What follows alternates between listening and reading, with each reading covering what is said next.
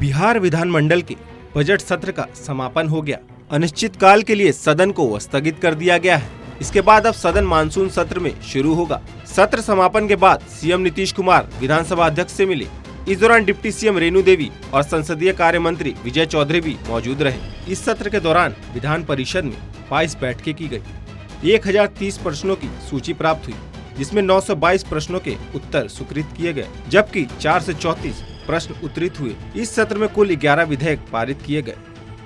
इस सत्र के में इसके सभापति के रूप में मैंने इसको प्रेजाइड किया, तो ये बहुत ही गौरव की बात है और बहुत कम लोगों को इस तरह का सौभाग्य और गौरव प्राप्त होता है। तो 1030 प्रश्न की सूचना यहाँ पर प्राप्त हुई, हमारे सचिवालय को प्राप्त हुई, जिसमें 922 प्रश्नों को स्वीकृत किया गया यहाँ पर और 434 प्रश्न उत्तरित हुए।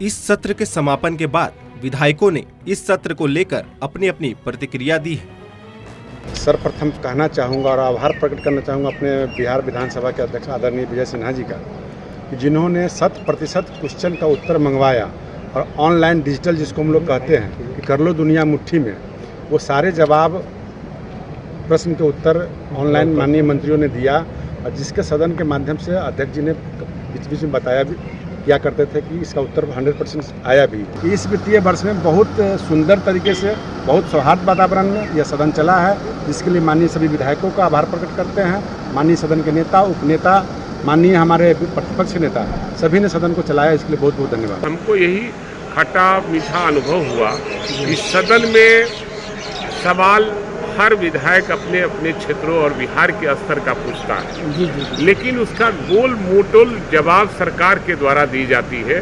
खाना पूर्ति केवल की जाती है, सरजमीन की बात नहीं की जाती है। ये दुखद बात है।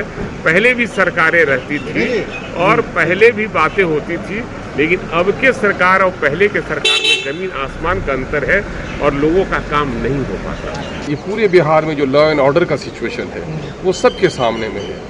पढ़ाई लिखाई की हालत ख़राब हो गई है और उस पर कोई चिंता नहीं है। सरकार का अब भी ढेर सारी राशि गलत चीज़ों में खर्च हो रहा है। जनता के उत्थान के लिए कोई सरकार के पास बड़ा प्रोग्राम नहीं है, इसलिए एक रस्म है जिसको निभाया जा रहा है और अपने तौर पर प्रयास जारी रहे। देशवा न्यूज के लिए पटना से रंजीत सम्राट और राजीव श्रीवास्तव की रिपोर्ट।